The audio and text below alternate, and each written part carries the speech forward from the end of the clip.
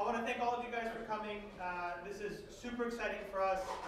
You know, when Pele first, Pele will also introduce himself, Immutable. When Pele first started talking to us about some of the work he was doing in edge computing, it was super exciting. And then a few weeks ago, we sort of came to the realization that it was more than a few weeks ago. I think it was like 2 or 3 months ago when we had that Edge Compute panel. Yeah. 2 or 3 months ago we had a panel at an AI conference, and they wanted us to talk about Edge Compute and 5G and the sort of intersection of 5G, Edge Computing, and artificial intelligence. And I started off by asking everyone to raise their hand if they've heard of 5G wireless and sort of had an understanding of it. And there was two or three people that raised their hand, and I said, great. There was 3 of us. And then I said, keep your hand up if you know what edge computing is, and everyone's hands went down. So we had to do an edge compute panel about the future of the technology without anybody understanding what it meant, understanding what 5G wireless meant. So we took the opportunity and said, I think this is a good sort of place to do what we can to help educate the ecosystem and to bring the people who are part of the ecosystem together. So Pele and I sat down and Vache and said, like, let's create this meetup and do what we can to sort of bridge that gap. So we're super excited to host the first Edge Compute Meetup. I want to thank all of you guys for coming. Really briefly, if you haven't heard about the Future Labs, we are a network of incubators and accelerators that run in partnership between the City of New York and NYU to help New York City companies make it through the various stages of the startup life cycle. We've been around since 2009, and we focus on core technologies, not necessarily industry. So we have this space, which is the Data Future Lab, where we focus on data, so it's artificial intelligence, machine learning, edge computing. We have the Digital Future Lab for AR, VR, and the digitization of industries. We also have the Urban Future Lab, where we help companies in smart cities, smart grid.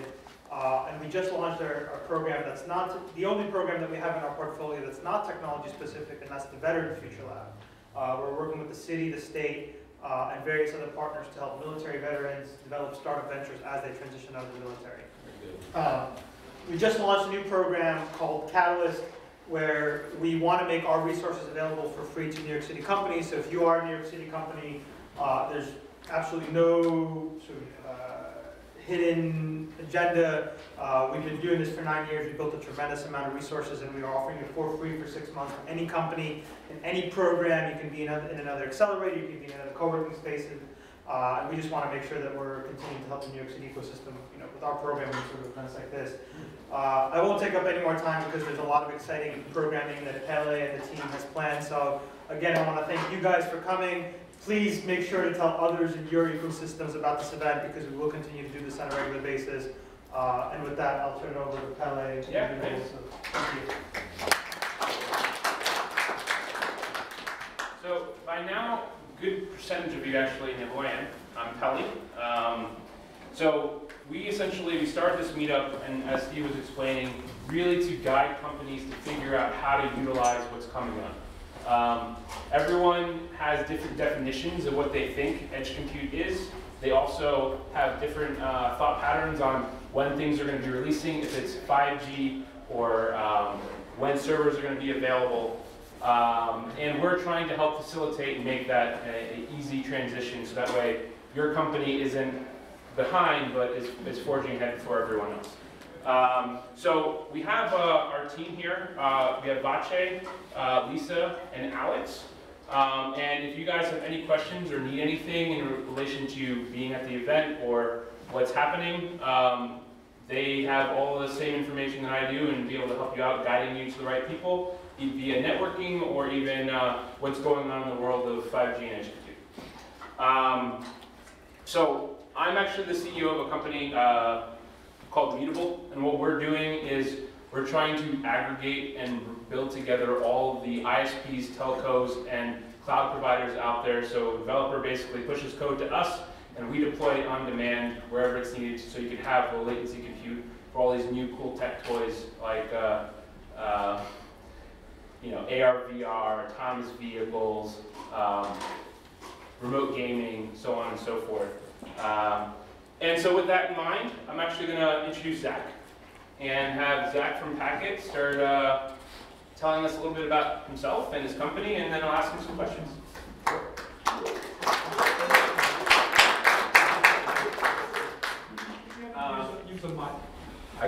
Yeah. Where is it? Over here.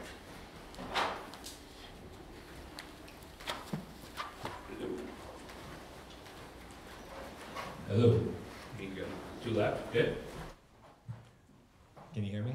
Yes. Okay. My name's Zac. I'm one of the founders and CEO of a company called Packet, and we provide automated, unopinionated compute for developers. We have about 15,000 customers around the world that like to tinker on hardware but don't like to go into data centers and rack and stack it.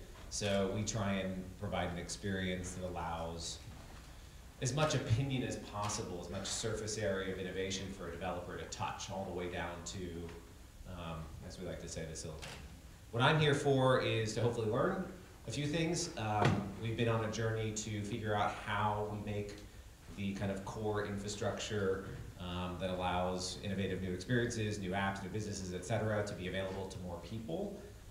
We happen to have a vision around how that may end up in more places and what that may look like and how that will be paid for and all that other stuff. I guess I have a question or two, which is, I know some of the people in the field here, which is really cool, but how many people actually run their own infrastructure today? 1, 2, 3. Like about half this room, right?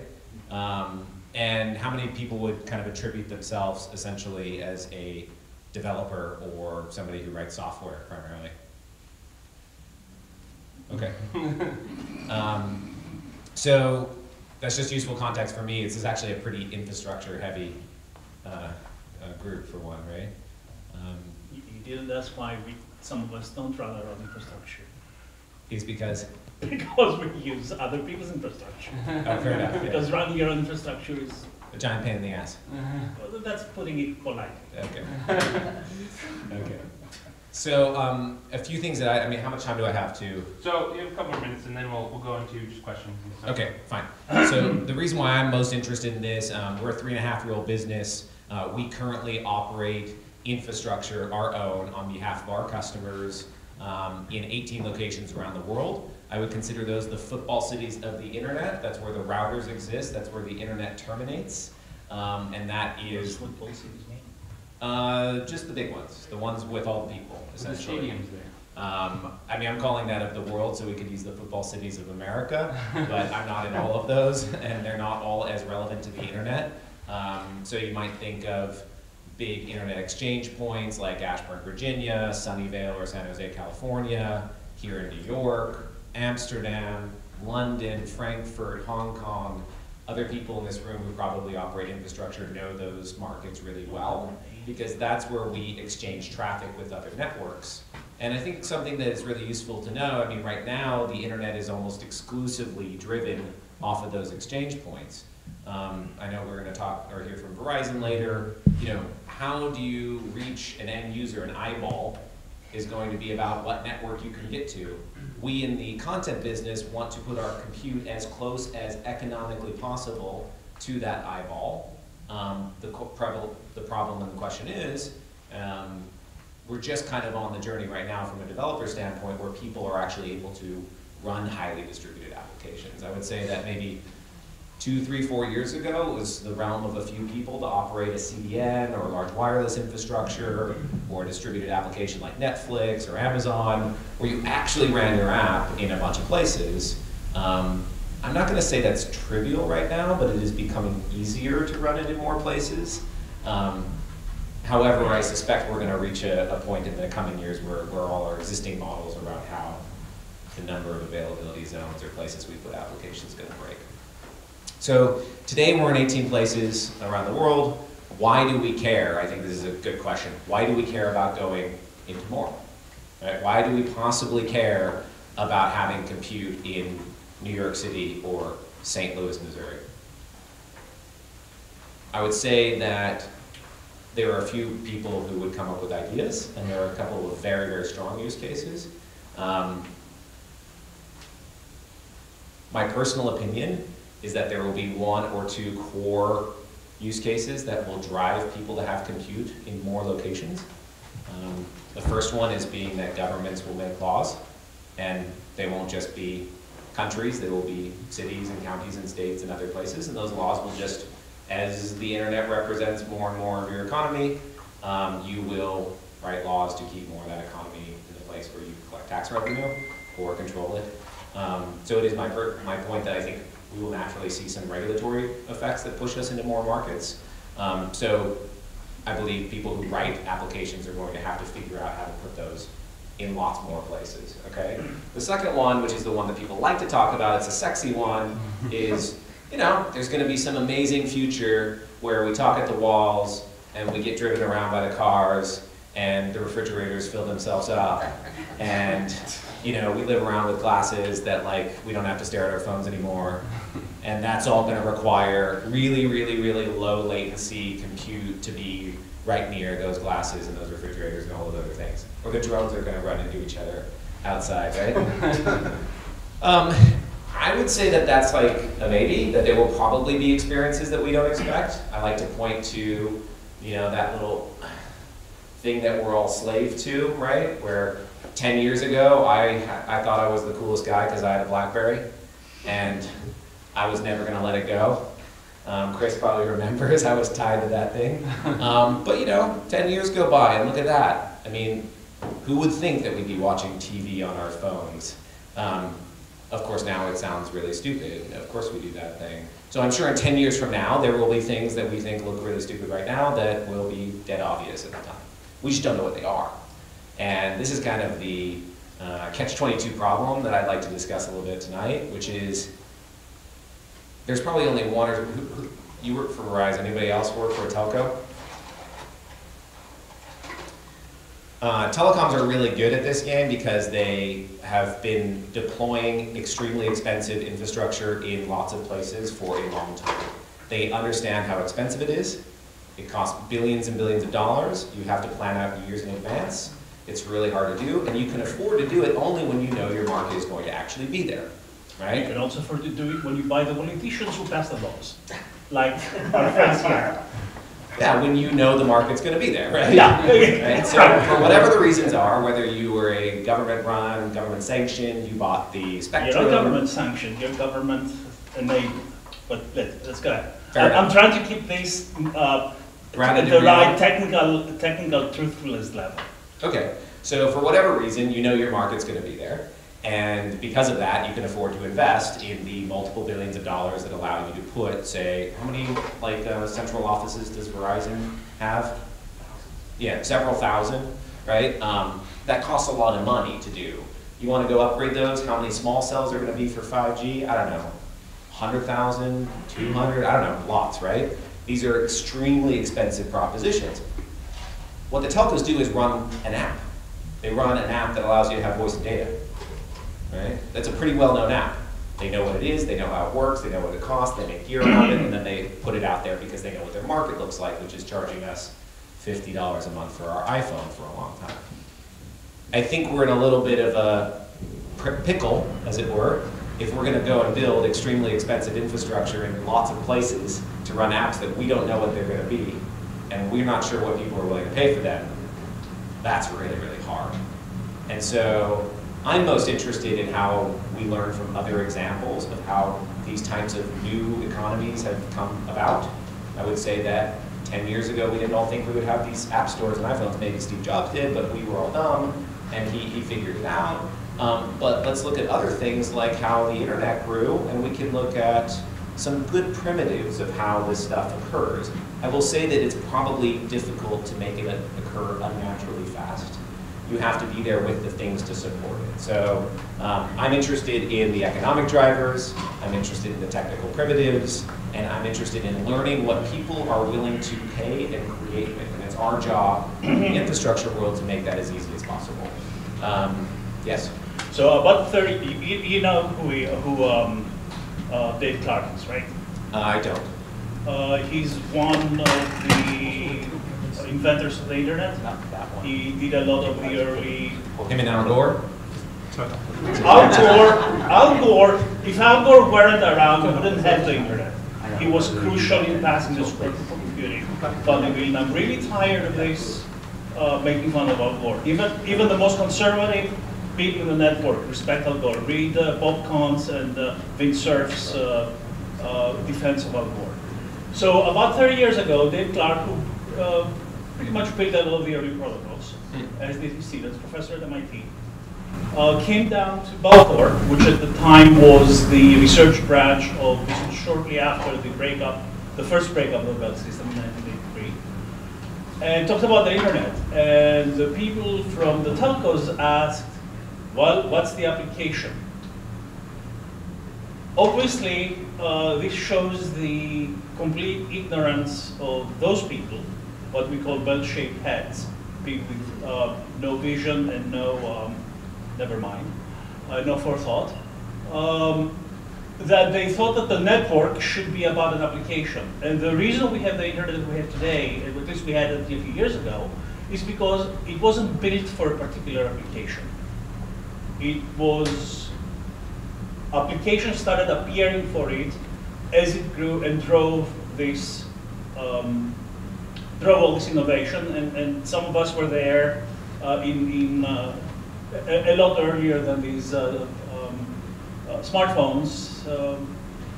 But I am not really buying the thing that, oh, we should figure out what the application is and build a network around it. The network has always been, the network growth has happened because there was demand for it.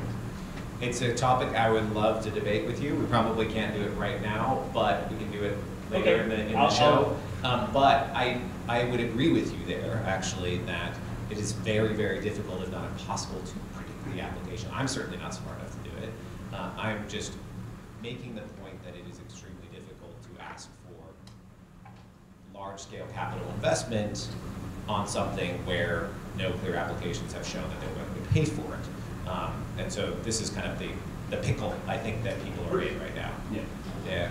So let's have it out, but maybe over the beer, right? So, yeah. So anyways, I'll end this with just one thing, which is, and this will come a lot, some of the people who know me know that I have a lot of opinions, but one thing I don't know is I absolutely can't tell the future. I have a lot of ideas about it. I read a lot of science fiction. So I have no idea what the apps are going to be. I have no idea what the core technology is going to look like. I don't even know what the computers are going to look like. So what Packet is doing is we're trying to I will make one guess. I do know what the end users are going to look like. They're probably going to be software developers. They're going to write the apps. They're going to interact with the things. So we're trying to build a way for those people to have primitives to access infrastructure as it becomes available or whatever.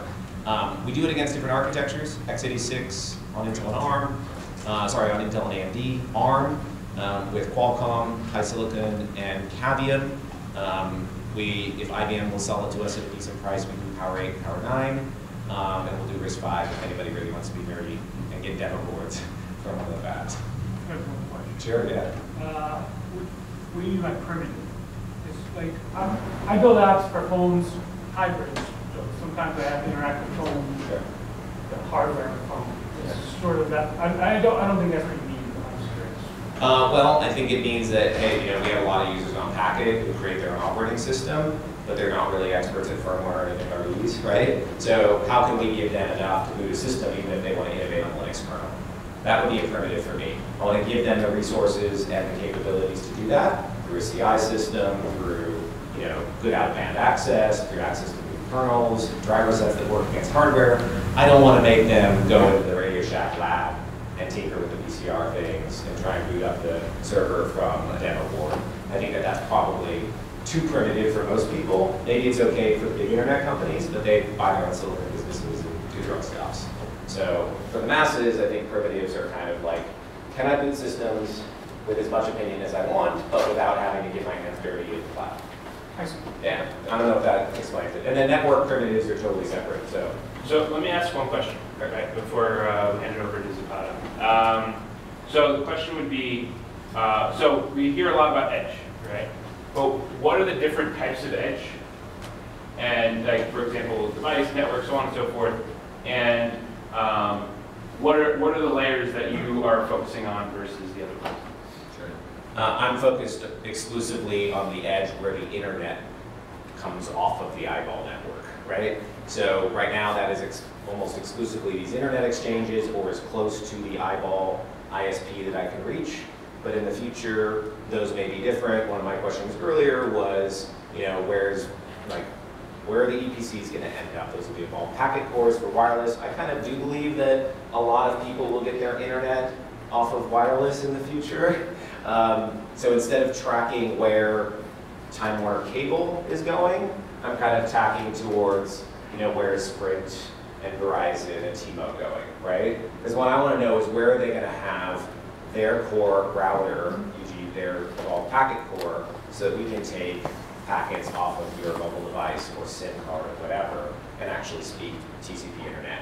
Because other things are just irrelevant to my world, and I don't know enough about them. For a carrier who owns that whole edge, who owns the device, or maybe if you're an MVNO and you decide to own more of that yourself, the edge can mean something different. It can mean your car that you drive around because you're an MVNO and you run your own mobile packet core, you borrow one from Verizon or Ericsson does it for you, and then you control that whole data path, so the edge can be really variable for you. For my users, it's like where the internet hits. Got it. So yeah, so with that in mind, you have some people constitute edge as the device itself, like on cars, on the phone. We are focused more on the network edge, so that's wherever the packets resolve after the device. So I see that the same network, thing. right? So after this building, where does it go?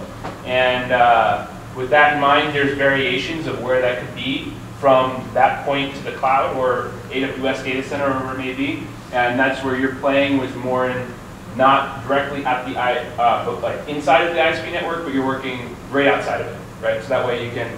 Yeah, I mean, and I think the whole concept of ISP, right, or whatever, it's Cellco, it's an MNO, it's a cable co, it's an MSO, it's wherever, however your packets get from here and they get dropped off and can reach the wider internet, that's where I'd like to be.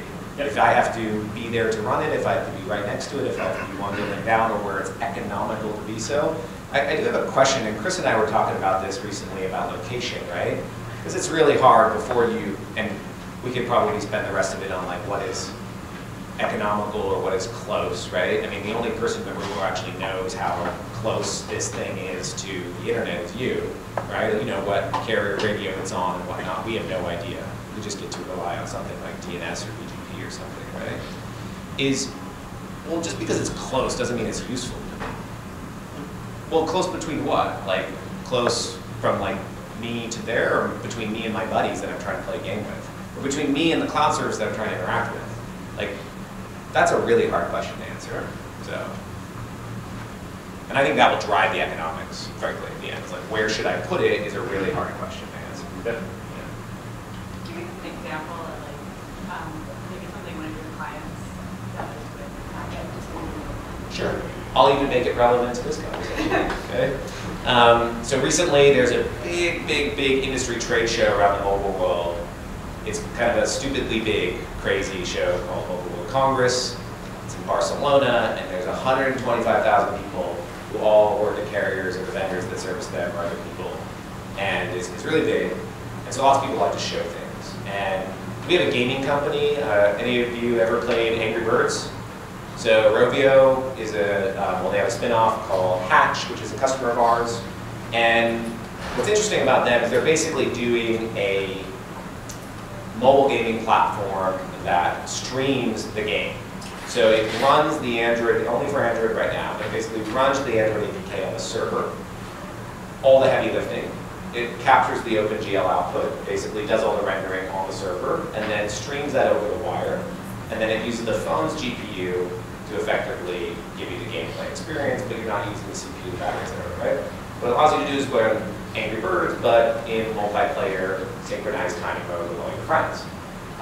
It also just 2D type of games, not like 3D immersive gaming. Yeah, all of them. But it's all being computed. But you're saying that they're using the GPUs from the actual phones. Yes, only to render the For encoding. Only for the OpenGL encoding side. So there is a download with the app that needs to be on your phone. No, so it's just you take the Hatch app and everything else after that is streamed. It's like Netflix for your phone. right. Essentially. But can you access it just directly from the web with the link? No, you have to access it through the Hatch app. It has to You have to go through that door. So Yes.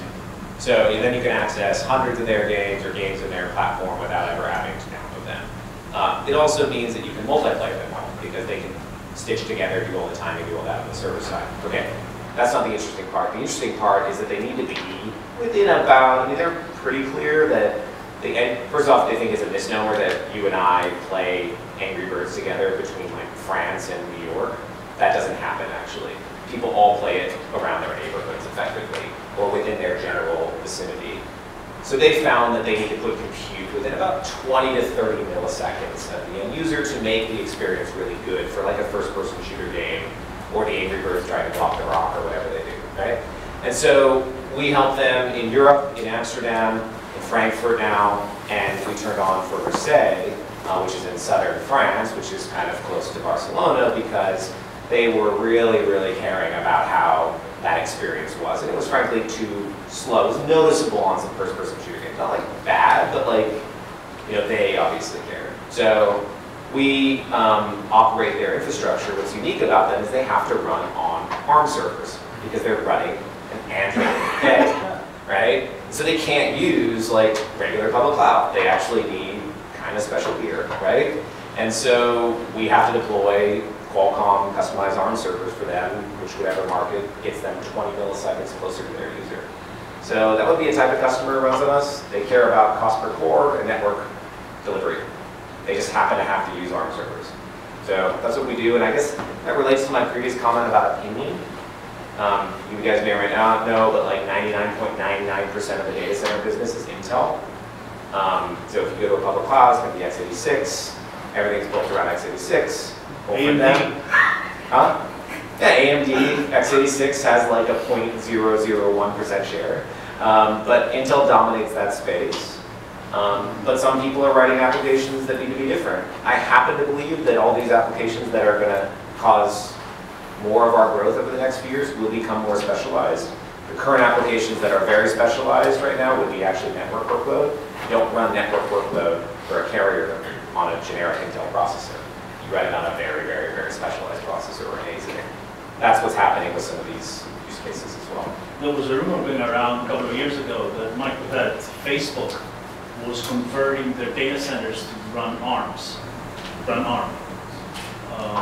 Yeah, there's a bunch. Well, they all have kind of, because these are just huge, massive businesses, yeah, they all have vendor diversity strategies. So Microsoft commits about 5% of its compute revenue to between Qualcomm and Cavium. It's really just in case Intel has a phablet, and also because they buy like $10 billion a year of server infrastructure, and also because they need to beat up Intel. Right? So will they convert? I don't know. The only one who's publicly come out is Cloudflare, switching all of their server infrastructure, and they're serious about it, to ARM. But I think with those people, Google's they power. They have a very specific business model that doesn't involve any computation, which involves moving facts around, which is makes sense. But let's carry forward with this offline, and let's get Zapata up here. Hey man, you're gonna have to answer this. Well, thank you, Zac.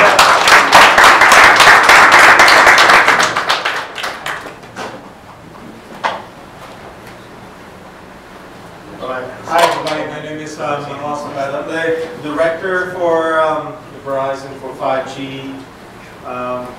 It's called use cases, testing, architecture, and all those fun things, including to some degree mobile edge compute. Of course, mobile edge compute is not necessarily or exclusive to 5G, but we can use the latency of 5G to make things better, or at least do one thing better. So, I'm not an official Verizon business. I don't have the liberty that Zac has in speaking about plans or ideas, but Giant disclaimer. yeah, exactly. Okay. At the bottom somewhere. Yeah, if not, it will take 6 months to get legal approval, so all of that. So it's mainly my opinion, see what we're talking about within the industry and what everybody is thinking, right? And the reality is not only for for 5G, but mobile edge compute or multi-access edge compute, we should actually call it, is everybody's learning what it means, right? And as Zac was saying, first, what do we mean by edge? And two, what is the use case, right? And for me, and within Verizon, might be other teams that look at devices, and that's the edge for them. For me, the edge is where I stop owning the system, right? And so smartphones is not the edge for me, that's the user. The edge for me can be up to the cell site, the search those customers, right? At least that's my definition of far from the core, right? So edge can be in the far. And is that because the end user, it may ride on your network, but you don't actually control it, you don't own that device? Yeah, we don't own that device. It might just be a definition that we use in my team use, because we're looking at it as what services we're going to provide. Right? You might use your smartphone, but might use a tablet or a car to consume those services, whatever those services are. Right? So we're focusing on effectively looking at, okay, what are those use cases? And if you've seen, one thing I can tell you, because it's public and you've seen it, Verizon is trying to be more and more a technology player than just telecommunications, right? And for some time we've been not only partnering but developing our own technologies. You have environment that is developing AR/VR. You have telematics folks, and so we are looking into what does MEC mean for all those businesses, all those use cases. But we were talking with Zac before, what does it mean in terms of the things that we're going to be able to deploy or sell? The problem is, the closer you go or you get to the customers, right, or to the edge, the more expensive it is as well, right? Cloud in a server in Iceland where you have frigid cold temperature year round, you don't need cooling, all that is much cheaper than a cell site or a compute in a cell site that is, you need to pay everybody to be in that pole, right, and just to offer some services. So it's a mix between the technology interest and how much money they're willing to pay. Right? One of the things that we're doing with in general that 5G brings as a standard is network slicing, right? Be able to have a slice from the edge for me, right, from the RAN all the way to the other RAN, wherever the other user is connected, right, as part of the standard.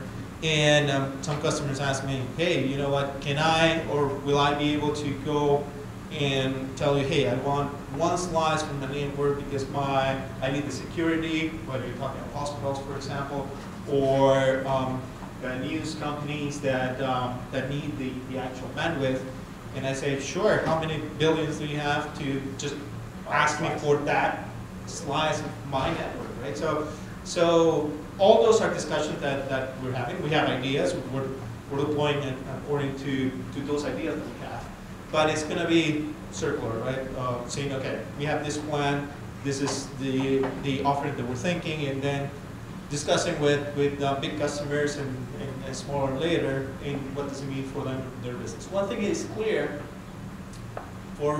mainly for big and medium companies, maybe not so much for startups that are more up to date with things that are happening, is that they don't really know what 5G means or what mobile edge means, what the edge means and what they need to do, right? Everybody knows, okay, today I have two options, my phone or my computer, which is local processing, or the cloud, that is somebody else's computer far away, right? So we have been starting training them or teaching them what edge means, right? It's a closer cloud, to say something, right? It's a computer that is so close that it's as if you had the processing right there. Same thing that we were talking about rendering, just using the smartphone to render the images, but doing all the processing right in the edge, let's say. And once they understand that, they start thinking differently, right? They say, oh, if that happens, then I can offload or have these processes in the edge that will also allow devices to communicate differently, right? Distribute things differently, put software updates or critical updates, load them to the edge, and then in those 2-3 seconds that the device comes online, immediately is patched, right? And you don't have to go through all the process of getting software from the cloud. So, in that talking with car manufacturers, again, news agencies, healthcare companies, everybody's starting to understand and to think in terms of the low latency of 5G and MET. So with that, I don't think everyone's totally clear. What are the benefits of 5G? Like, what is it promising to bring? Yeah, that's a good question. A lot of people think it's 4G plus 1. It is, so 5G, first of all, the standard is not finished, right? Everybody thinks it is. Part of it, half of it was finished at the end of last year. Yep. It's just part of it.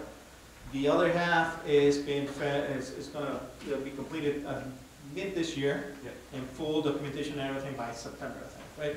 So they're still fine tuning all that, and some things might change, but just a little bit.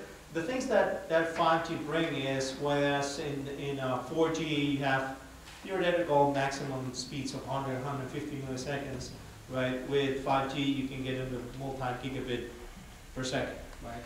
And that's been proven not only by us, but by Koreans and Japanese and the Germans and everybody. So normally the task that you'll have is at least 1 gigabit that you have on a simple connection, right? So that's one, but that's to me, that's great, but what's going to open more doors is latency, right? And as we were saying, right, regularly a 4G connection, including some hops inside the network, is around 150 to 100 milliseconds, give or take, maybe 100. And but, how much of that is just like the technology of 4G itself, based upon brand and where it fits the industry and all that stuff, and then based on where it is? Like, how much is it physical and how much is just the tech? Hard to, it depends on the scenario. The radio is just radio length, right? So it's basically the same. It's a lot of the processing is improved, the packet, how the packets are, how the radio is actually chopped differently, the channels, and how you can dynamically chop it differently for speed or for latency, for message. So it's very hard to say. So what we are doing, right, is not only what we need to do in any company that is deploying 5G is not only improve the last mile, right, not only improve that efficiency in the packets and the beamforming with millimeter wave and all that, but also internally the network, right? And that's another part that you say costs a lot of money, is to make sure that when you have those instances that you have MEC and grade, everybody's working or playing a game in the vicinity of that MEC, yeah, the latency is great, but you have to have the same or slightly higher only latency if somebody from California joining, right, the event, right, whether it's the game plan, and that the problem that we will all know is once you jump to the internet, right, and then go out on the other side, if that link is not good, you don't have low latency, it's very bad experience. So of course we need to improve the network and see, okay, how do we do it, right? Do we have those links that go all to the other side of the country or the other side of the world to improve that? More expanding on your internal Verizon or ISP or telco network so you can control and not use BGP as a mechanism to transfer things, but do more internal direct communications from one side to the other. That makes sense, right? But again, all that costs money, so it depends on the service that you want to run. If you see that the service that you're running, meaning people connect and work locally, then having those very expensive links to the other side of the world then might not be a good use case. So all those things are discussions that are happening, and then we're analyzing what it means from a business side. You never mentioned, what is the latency in general for 5G? Right, you said like 100, 150, whatever it may be for 4G, but right now to some Power. use cases here, not only from us, but from other companies. We're seeing latencies to the edge and back of around 20 milliseconds. So not only one way, but round trip 20 milliseconds.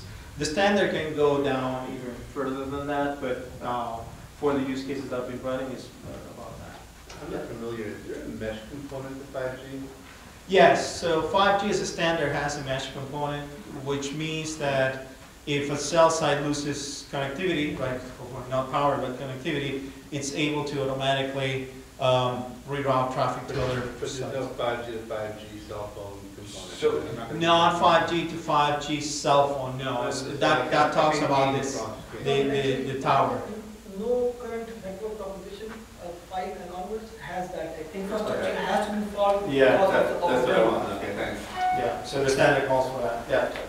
As you know, Donald Trump blocked the takeover of Qualcomm. Yeah, And the Broadcom main concern will- was national security, mainly because of their involvement in development of 5G.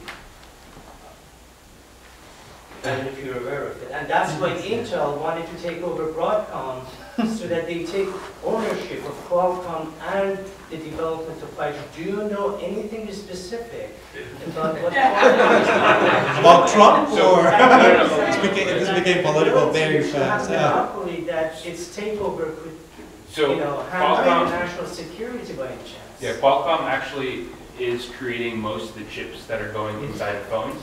So it's more or less who owns the chips that are going to go in every single phone. So Trump's thought pattern is, don't get me wrong, it's not Trump, but regardless, is if that the company that owns chips in every single phone is associated in some way to some other country, then therefore that either firmware or whatever it is could effectively do something with communication. Specifically, Qualcomm owns the vast majority of the patents on 3G and 4G, and Yeah. Huawei owns the vast majority of the patents on 5G. Correct. Yeah. But it was also the fact that Huawei is also being blocked from being Yeah. sold in the U.S. as well, right? Again, I mean, I don't know Trump's ideas or intentions or motives, right? But in telecommunications and in the technology, there's always those takeovers, and some get blocked because of those concerns. I mean, will that mean that if Broadcom starts having 5G chipsets that we're not going to use them?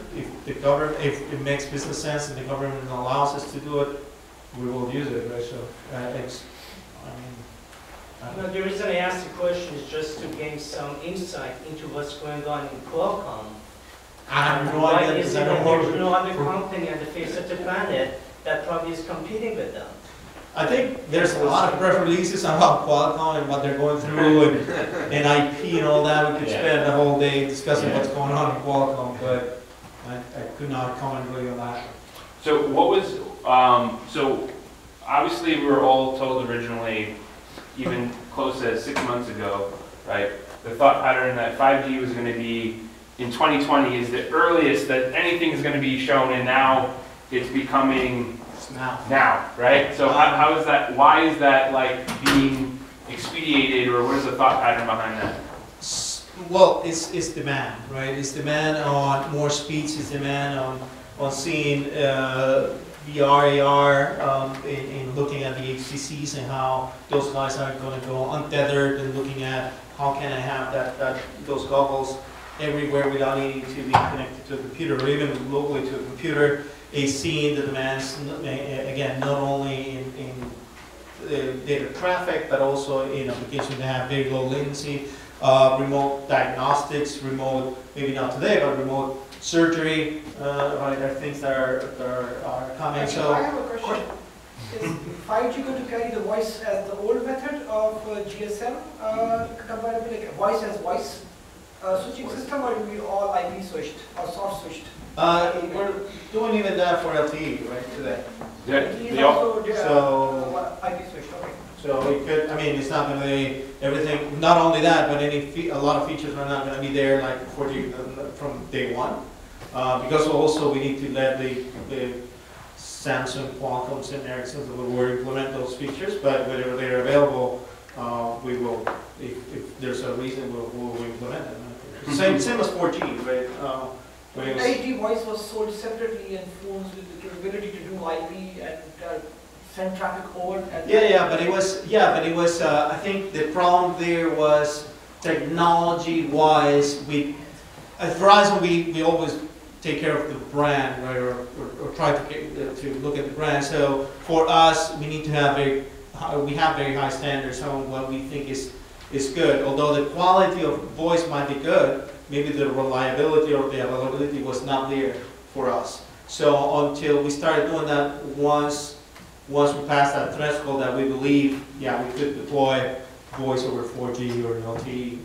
The same. Why I'm going there is that there is a use case, a possible use case where multiple speakers can be used on a phone, but due to limited horsepower on the phone, the processing may be required to be offloaded to an edge component for noise cancellation and better voice recognition and all those new applications that can be brought forward. Honestly, I haven't looked into voice. I'm personally not too much interested in voice per se, but I'll look into that. I haven't heard that that's one of the.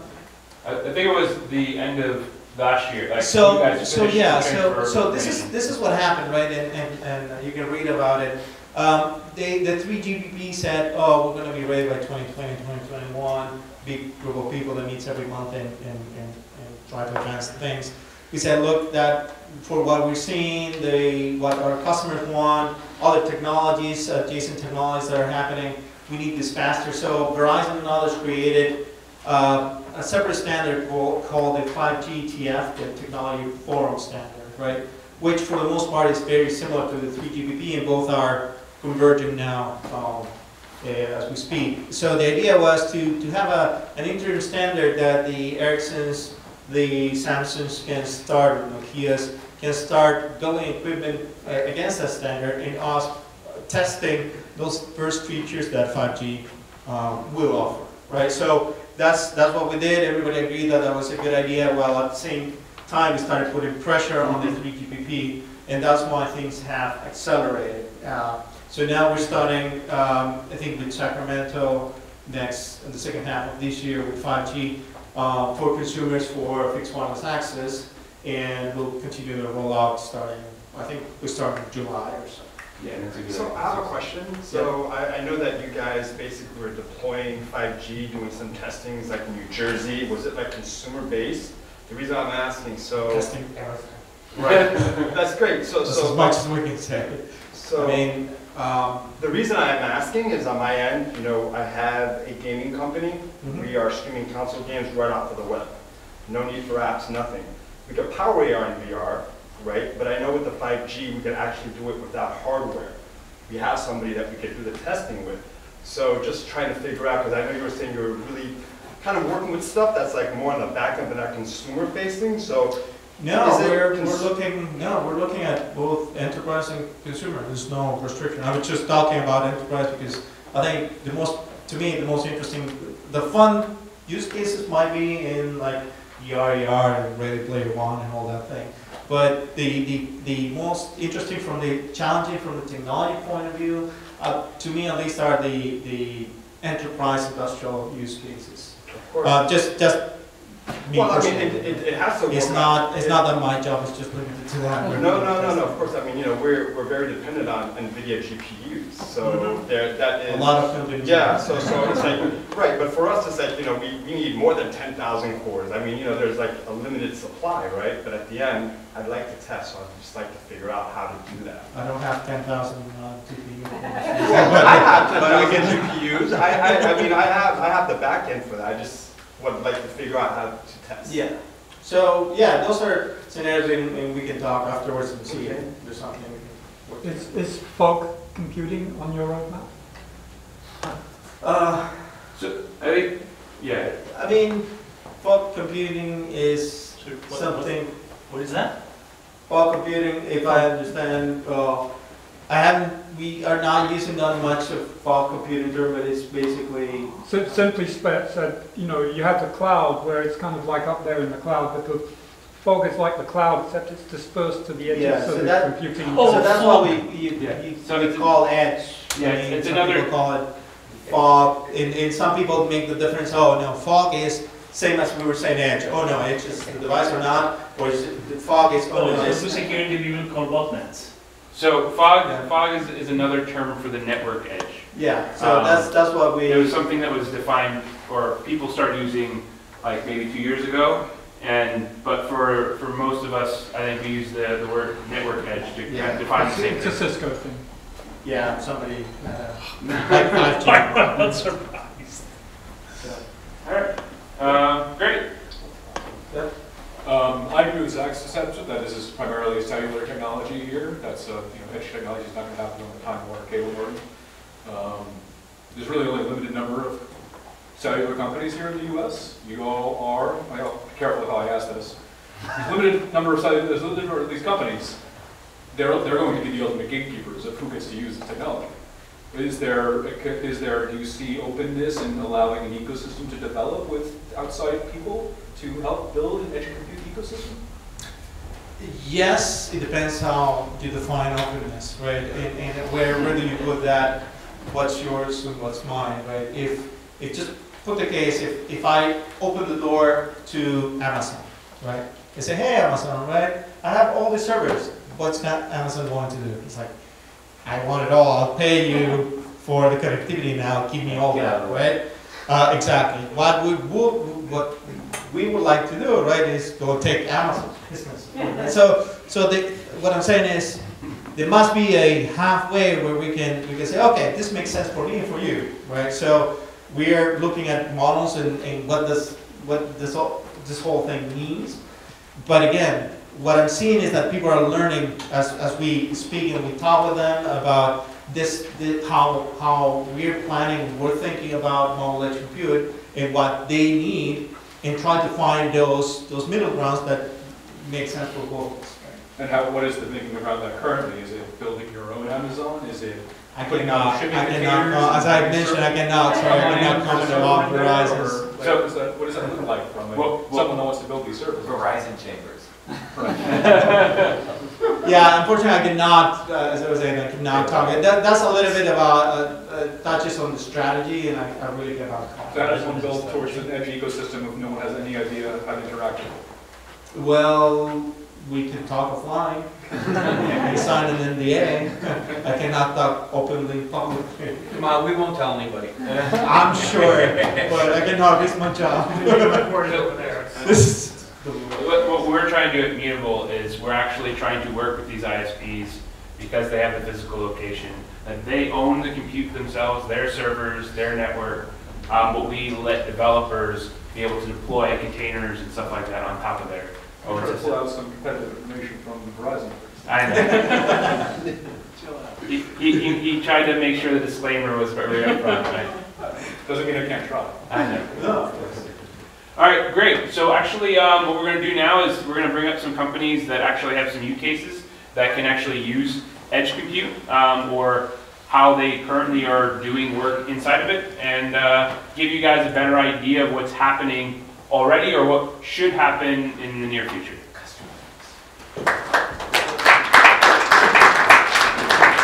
To you, Chris. Sorry, it's not you. All right. Very long. Yeah, whatever. Always a mistake. Hi everyone, I'm Benji Boxer. I'm the co-founder and CEO of ParsecGaming.com. We are a game streaming product like Hatch. We make it so that you can play your PC games on any device, anywhere, and you can use either your The edge is over there, man. Yeah. You can use your own gaming PC as a host. You can use one of our cloud gaming PCs, although we don't actually own or operate any of them. We allow people to add their cloud machines to our marketplace, and we just route traffic to them.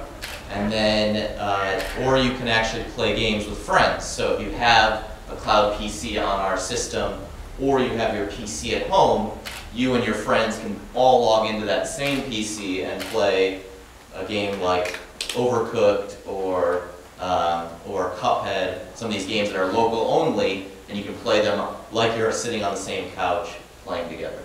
So that's really what we do.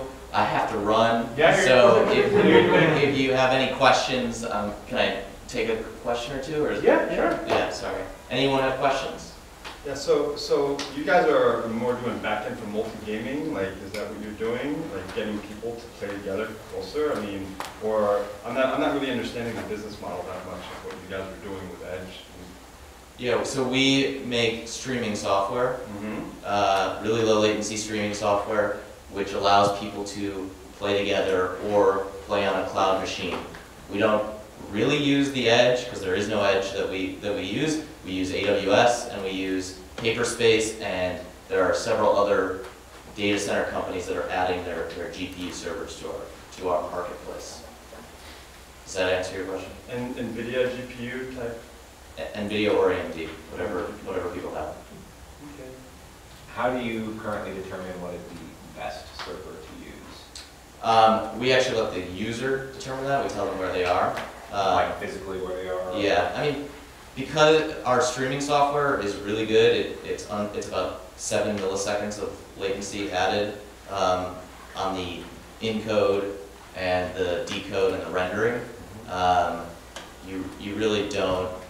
We then say, okay, do you want Virginia, or do you want New York, or do you want whatever? And that's fine. And then typically the ping in the US is about 21 to 25 milliseconds to a cloud server. That's our median.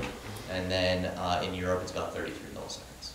So on top of that, you're a couple frames behind. It's not usually perceptible. So what differentiates your business from Twitch? Very different. So Twitch is broadcasting. So there's usually like a 30-second delay between when the game is being played. Ours is so low latency that you can actually play the game, like. But you couldn't do broadcasting in our model because it would require massive amounts of bandwidth. So I've used Parsec before. I'll give a prime example. So I wanted to play PUBG, and I wanted to play it, and my machine is just crap. So what I did is I used Paperspace with Parsec, which is basically going to a remote hosting server that has cloud GPUs, dedicated cloud GPUs for a server, and then essentially press the button. It creates a Windows VM that I'm able to now control remotely from whatever device I'm on. And then I was able to play that game through that. So you run your own Steam and you install the game. Downloads are pretty quick because you're on a fast server or network already. And so that's how I utilize it. So that's a great example of the biggest thing with them is the streaming aspect of normally frame rates or doing kind of gaming.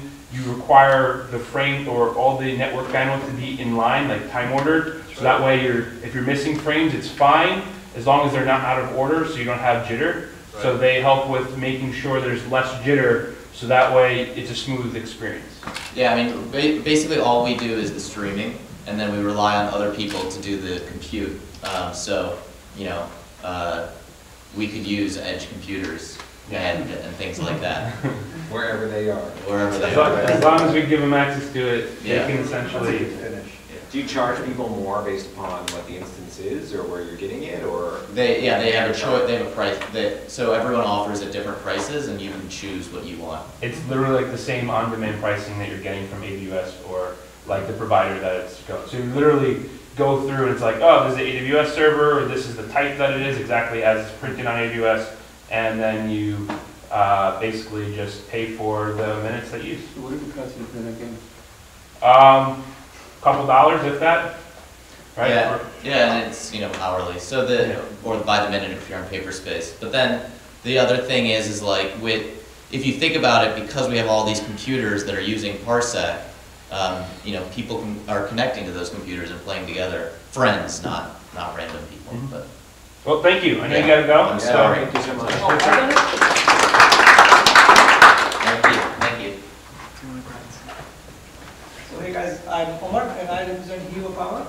We are a electric vehicle wireless charging company. And Use the mic. Oh, that's good. Yes. So, and our product is to charge electrical vehicles right now when they are parked on a specific kind of a pad that we actually developed. or while they are in motion, which is dynamic charging. Our application requires that we process images as a means of detecting objects on a particular pad, because they can be of a safety threat to our product, and that requires image processing on our end. Our ground side device, which charges the car, the ground, has capability which is limited in compute horsepower. So what we do is that we would be sending those images all the way up to our cloud. And in this cloud, we expect the cloud latency to be as low as possible, so as close to us as possible from a network perspective.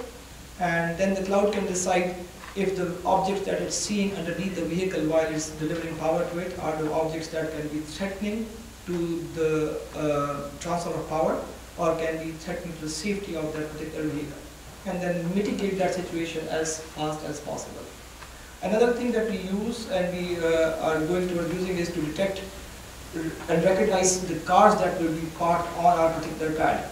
And we want that in case we have a citywide application where we want to see if somebody is illegally parked on a charging location, and that they have not reserved for that purpose, which is a common place in case you guys are from New York City, most of you guys would be. And we want to make sure that we can inform the city.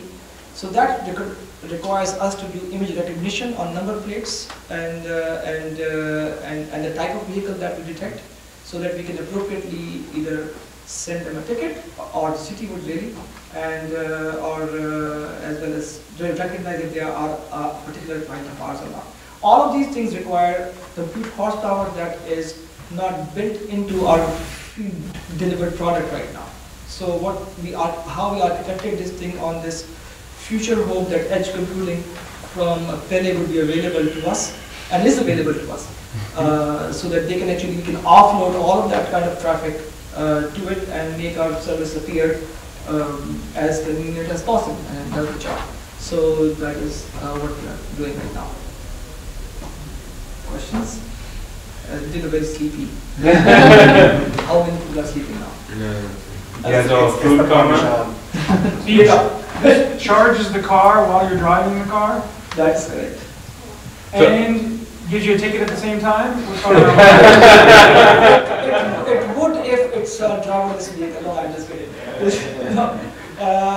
In a driverless, in a dynamic application, it could be a different scenario altogether. If they are not a subscriber of our service for charging, they will not get a charge fee. That's a different scenario. Here is the scenario that we actually have a mechanism where we pre-book spots for people to charge their car at. Like parking spots? Parking spots.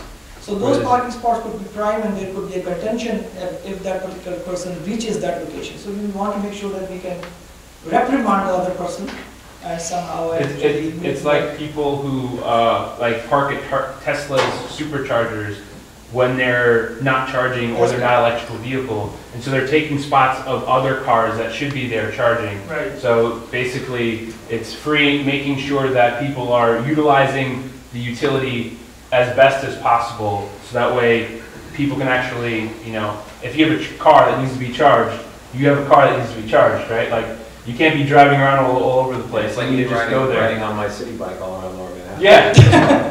Yeah. So this makes it efficient and penalizes people for misusing it.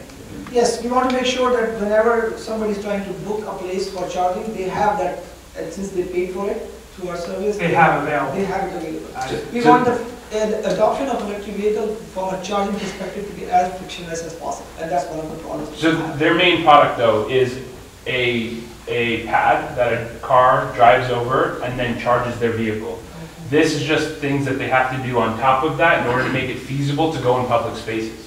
So that way, if they're in a public space, like on the street, they can then make sure that a taxi or whatever type of car or a truck who's blocking those things, make it hard for people who are trying to actually use it, are basically decentivized to do it in the future. There is one other little thing, technical thing that we also do, and it's in the background, is alignment of vehicles on top of our charging pads in our static application.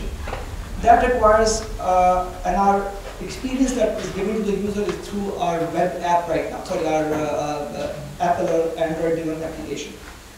And we want to make sure right now, when we are on a local network, within our own LAN, of course, we have the minimum possible latency. Our charger and our phone are all on the same LAN.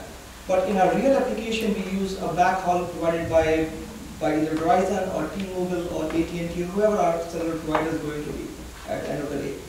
And in that scenario, if you are near to our charger and our cloud is computing the coordinates of where you should be in perspective to our charger, that experience requires as low latency as possible. So it's fluid. You don't want a car driver to drive like 6 inches forward or 10 inches left or right, and by the time he is beyond that limit, he sees that he's now passing through, and that doesn't work. Latency is the killer of our experience.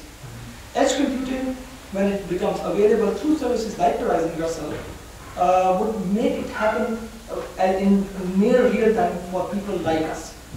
If there's an edge present, our charger is connected to the same cell site, or the person who is, let's say, of the same cell site of, in this case, Verizon client, will also get the same service from the same cell site. Now the data is near your RAN. Both of them are in the same RAN at this point. We can hope at least. Maybe, yeah. So maybe one or two similar RANs.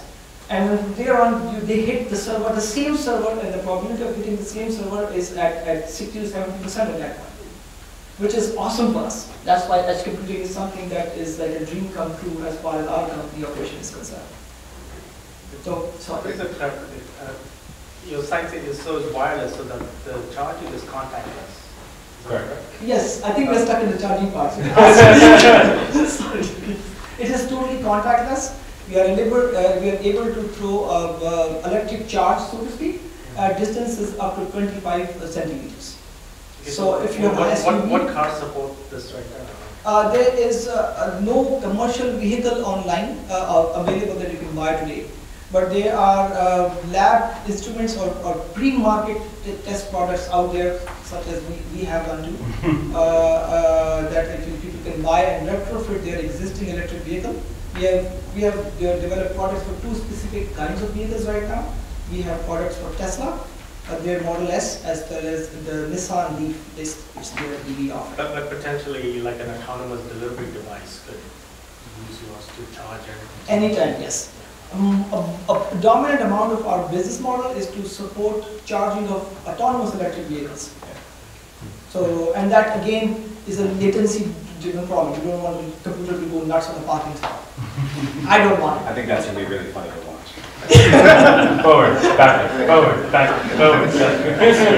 Actually, in that case, if that happens, we blame our end network provider. In this case, it could be Verizon for messing it up for us. All my this thing is supposed to tell you exactly the sweet spot. That's why it's supposed to be exactly the optimal charging spot. The optimal charging spot should be within plus minus 10 centimeters of the center. And this thing has to tell the car that is correct. Where that is. So we cannot rely on GPS again, and plus it doesn't work indoors. A lot of parking spots will be indoors in parking plazas. It doesn't work. So we have developed, to make this technology work, we have our own little GPS systems, a bunch of sensors and satellites and the whole gamut of weird things. But we make it work. This just seems like it would be a panel on like robotic guidance systems. Yeah, but think about that. Like, robotic guidance can really utilize edge computing to its maximum. So we are Boston Dynamics of charging cars. I want to see it backwards though. And yeah, any questions? Fantastic. All right, good. Chaim, take it up. Oh, I have one question. What would you pay for that? For which one? Like if it's like makes or breaks your business model, it's so awesome that you could run low latency application runtime like a Heroku at the Mac or something, right?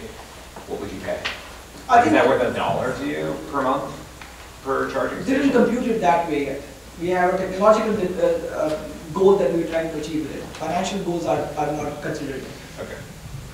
But we are hoping, as with any service, when the service, and as somebody did mention, I think you did, you can never predict the app. And you can never design a network for a future app. They have to go hand in hand, somehow it has to be symbiotic somewhere. So the prices can be determined at the time when they become available. Thank you. I run owl.io. We are a computer vision behavioral analytics company. So what we try to do is help you understand your space and the people in your space.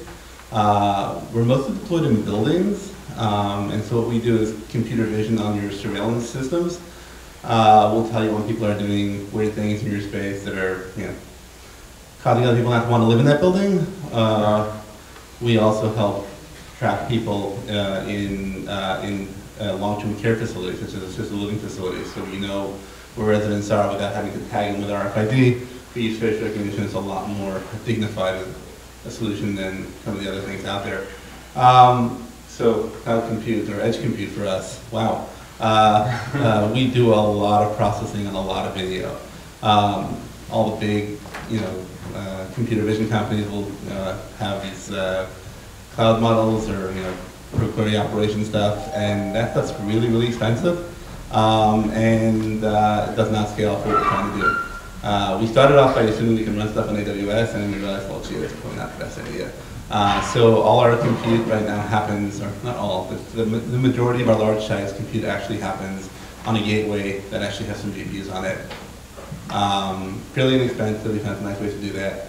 It would be nice to know that there's an intermediary or some other solution in between. Comes up a lot for us is mobile sites, construction sites, school buses. We got a call today from a school board. They wanted to outfit their school buses to track where children are. It's really nice, but I can't imagine putting a gateway into a school bus with enough battery backup to keep running that thing. So IoT devices obviously are adding more and more vision to their products, and that's really nice. But the more they add, the more customers want, the larger the analytics problem is. So we don't see ourselves solving the problem at the sort of total edge. We kind of see this as a compute problem, and a compute problem that shifts. We can do some stuff in the cloud right now. We prefer to do things at the edge. It's cheaper. Is there an intermediary? Is the CO the place for us? We imagine that there's probably a point where that makes a whole lot of sense financially. Yeah, any questions? Sure. Have you had how many or how long has your gateway been in the field, and have you had to, do you worry about upgrade cycles? Or We do worry. Worth it refreshing them, or? We do worry about upgrade cycles. Lee in the back is smiling because he has to deal with some of those. I'd say as a team we have a pretty strong sort of SRE backend set of experiences. So we've done a lot of this, but frankly, we don't really want to be doing this. Obviously it's hard to manage a fleet of devices. We don't want to be doing it. It's easier to manage a fleet of AWS devices, right? When the machine dies, it's just a click of a button on a web browser to get back, versus having somebody go down to the site. So that hasn't changed. I guess I meant from an upgrade cycle, like an actual physical. Oh, an actual physical upgrade. Well, so we've only had, and the question was how long. So I'm sorry. It's been about 1.5 years since we put our first device out there. So we really haven't had to deal with that in a big way. We are using later generation GPUs right now, so that kind of does there are places we wish we could go back and just easily change that. Any other questions? Awesome. Thanks. I'm going to go up the very Black Mirror Space Odyssey logo you've got going. I'm sorry? Yeah, okay. Got a very Black Mirror looking logo. Well, thank you. I hope it doesn't spook you out or anything. I just have one last question. Is you're putting gateways in the field. This is probably a dumb question. Like, how do you think about security in this kind of, let's say it's an untrusted environment, you're running your code, you've got these things, maybe you put them in lots more places. Where are you thinking of the security chain? And anything about the physical security as well as? Well, I'm just saying, like, probably you don't trust the physical security of the box. So we actually usually point cameras, in cases where we can, we'll point the camera at the actual physical box. Not everywhere we can do that. There has to be a really big site for us to want to do that. So we've done it in a couple of places. Generally speaking, we're relying on sort of, all sort of network tools that we possibly can. But there's a physical risk that we're not able to solve. Certainly not easily. Well, great. Cool. Is this working? Feels good when you hold it. Feels good, yeah. Feels serious. Okay. I'm Chris. I'm the CEO at NS1. So a little bit of a different kind of a business. We're a core internet infrastructure business. We do DNS and traffic management for our customers, meaning we keep the domains online of all of our customers, deliver DNS responses to the queries when you type something.com into your browser. And to do this, so I have a couple of edge stories. We ourselves operate a large global edge network, well, actually a bunch of global edge networks. In our main network, something like 30-ish data centers around the world, and then in our other networks in aggregate, probably up to about 200 facilities that we're operating today. Either to offer our services in a cloud model or in a single tenant model for our customers. So that's one story, and I'll come back to that. The other story is what we do for our customers, which is a little bit more than just responding with an IP address when you type in something.com to your browser. Our job on behalf of our customers is decide which of their own global distributed infrastructure are we going to direct workload to at any given time. So if you're a user on Verizon in New York and you want to play some sort of a game, maybe with some streaming gaming service or something like that, and you're not RSEC where your users get to choose the facility that they're going to interact with, you may want to make some decision on behalf of that user and direct them to what you know is the nearest facility or the lowest latency facility or something like that. Or if you are LinkedIn and you have 5 different content delivery networks, you might want to make some sort of a smart decision about, okay, this user wants LinkedIn.com, which content delivery network am I going to direct their traffic to look up professionals most quickly. And that's our basic job on behalf of our customers, what we call traffic management. It turns out that the edge trend is fundamental to our business. So I had just as an anecdote, a customer advisory board meeting with some of our West Coast customers in the last week or so. And I can't say all the names, but some of them that I can say, so LinkedIn was there, and Dropbox was there, and Pinterest was there, and NVIDIA and their Edge Compute Cloud was there, and a few other folks. And every single one of these organizations has an Edge initiative, right? They all recognize the impact of latency, especially to their user experiences or their ability to deliver their applications effectively. There's all different motivations, right? If you're Dropbox and you're shipping big, huge objects or uploading big, huge objects into your storage engine, you really want to control the connectivity.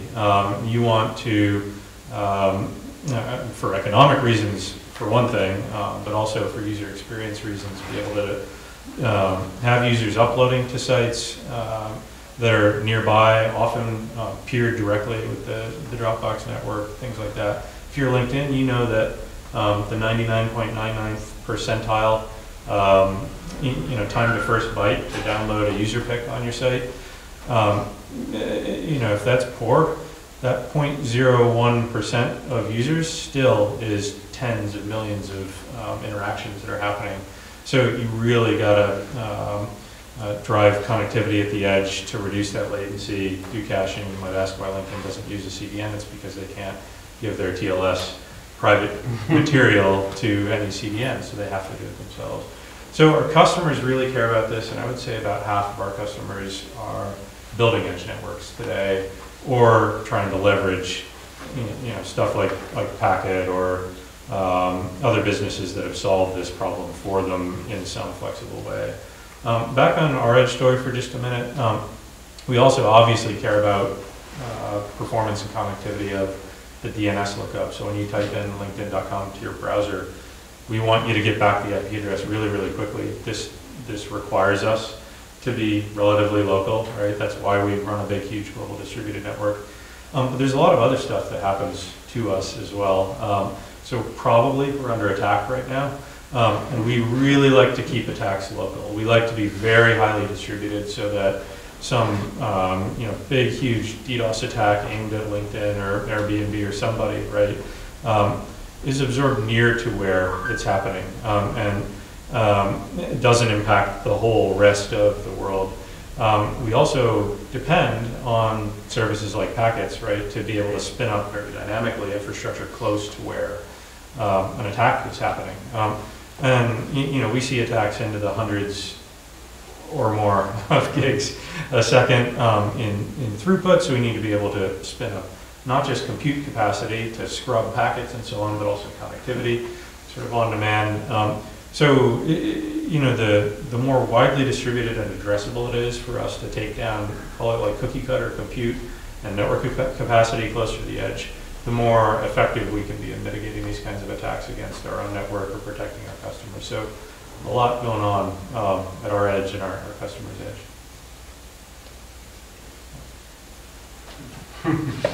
Go for it. I have lots of questions for Chris. You should know all the answers. No, like you got a lot of customers, right? Some. Some of them care deeply about latency, right? They've got different reasons, right? What percentage of your customers are making kind of like very clear business decisions based upon latency? And what do you think is like the threshold generally? And this is totally an unfair question, but like, is it 10 milliseconds where people care, 50 milliseconds, 100 milliseconds? Like, where is that, if you can give me broad strokes? Yeah, broad strokes, because the real answer, of course, is it totally depends on the business, right? But imagine you're like a large social network or other like major web property, right? And probably your content consists of a lot of different stuff. Like a page load is a lot of different stuff. You spend, first of all, a lot of time, money, and energy understanding the impact that latency has on your users. And often many of our bigger customers, they have entire teams of 15 or 20 people whose job is traffic engineering, specifically to reduce latency or improve reliability or throughput or something like that, right? And so the other half of this, and then I'll actually answer your question, is it's about the audience, right? Where's the audience? How distributed are they? And this is the fundamental reason we started our business. We recognize that applications and their audiences are increasingly global. Zac knows this. I used to live in Singapore. When I first got to Singapore, exactly Facebook and Google had local presence and provided good experience. Now, everyone who lives in Singapore expects every application they're going to spend time with to have a relatively local presence and provide good quality of experience or service in their interactivity with some app on your phone or web app or whatever. Now to your actual question, right? How much do these companies care? The ones where they can tie the number to their bottom line care very desperately. So we're here in New York. Ad tech is a big thing. The ad tech guys, they can draw the function that maps response time or how quickly they serve up an ad to conversion rate or how often they win a bid or something like that. That makes it really easy. They're willing to spend a lot, right, to distribute their edge, especially closer to exchanges, but then also if they're serving up ads to eyeballs. The rest of the guys, it's a little hard to say. I would say, by the way, like we're talking the order of tens of milliseconds, not the order of hundreds of milliseconds. We have to SLA our response time globally in general, and that SLA is below 100 milliseconds. That's just for DNS lookup, of course, but these guys are in general trying to compress the entire page view down under 100 milliseconds. Budgeted for 100 milliseconds. It's a nice budget, yeah. And then the ad tech guys, sometimes that budget is much less. So how does your business model work? How do you charge your clients? Do they pay you like? They pay for the DNS traffic that they do, and then the intelligent capabilities we're bringing to bear. So when you type LinkedIn.com to your browser, a series of things happens, but a good chunk of the time, a DNS query arrives at our systems, and we account for that, and we bill on, we meter, right? Bean counters. Okay. Printouts of DNS. Gotta get paid. Cool. So how would, just one other question in scenarios here, and, sorry, I forgot where, 10 milliseconds might matter to you, right? In terms of your app that you are thinking about, right? Like, are you gonna count on, like, as a software shop writing the app or something, you know where you're gonna put your charging at. Like, you know where it sits, you probably know which brand it's gonna hit off of, or at least maybe you rely on the carrier telling you that. In a perfect world, would you just say, hey, Verizon, I've got my SIMs from you, I'm putting them out there, I've got them from you and T-Mo, so we're all good, so you just handle my computing for me because you know where my thing is going to be attached to? Or will you be expecting to have some sort of other view on making that decision, like what this guy's providing, and say, hey, what's the right place for me to compute this that gives me the best experience or within this latency or whatever you're paying for? I'd go the other way, because it gives me more flexibility. You go the latter. Yeah. And I'm assuming you're thinking globally, right? Not just US? Yes, globally. So otherwise you'd have to kind of also count on, Yeah, 50 carriers being able to do this for you.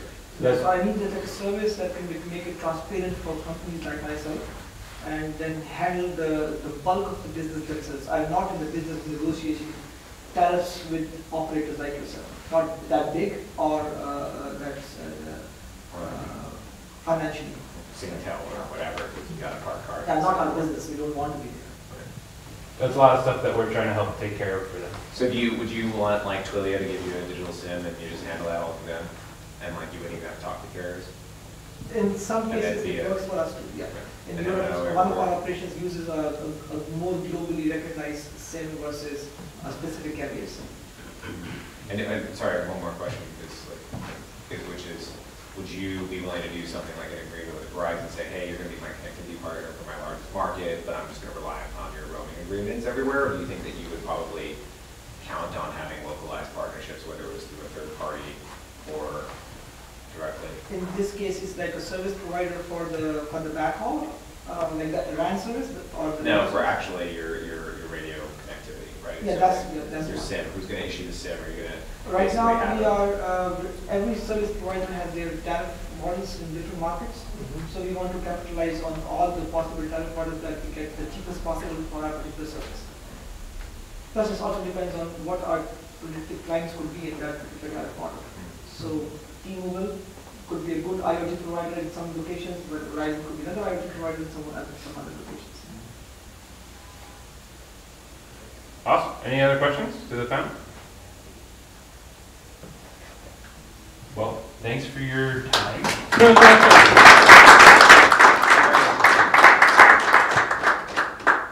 Thanks, Kylie. Yeah, I hope this guys gives you a better idea of use cases, the network edge or FOG or whatever you want to call it, and give you a better sense of who are the players that are involved in order to make this happen. We're gonna once again do another one every single month. And try and bring companies together so you can get a better understanding of use cases as well as the companies that are involved in trying to make this happen. Feel free to spend the rest of the time networking and go on your merry way. Thank you.